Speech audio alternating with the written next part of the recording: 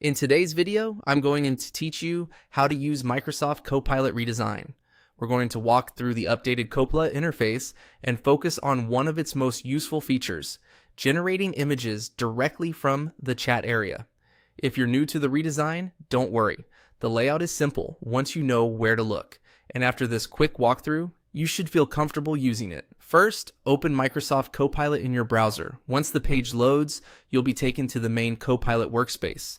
This is where all of your prompts, questions, and creative requests begin.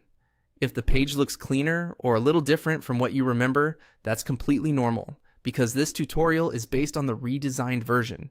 Next, move to the message box and type your question or request. This is the main input area where you tell Copilot what you want it to do. You can keep your prompt short and simple, or make it more detailed depending on the result you want. In general, the clearer your request is, the better Copilot can respond.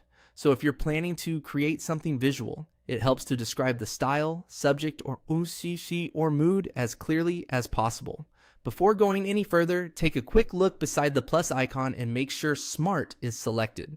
This matters because it helps confirm you're using the intended mode in the redesigned interface.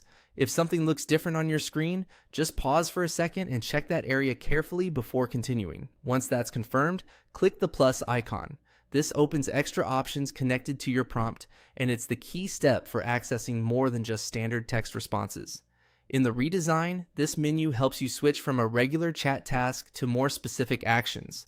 From that menu, click on Generate Image and then press Enter.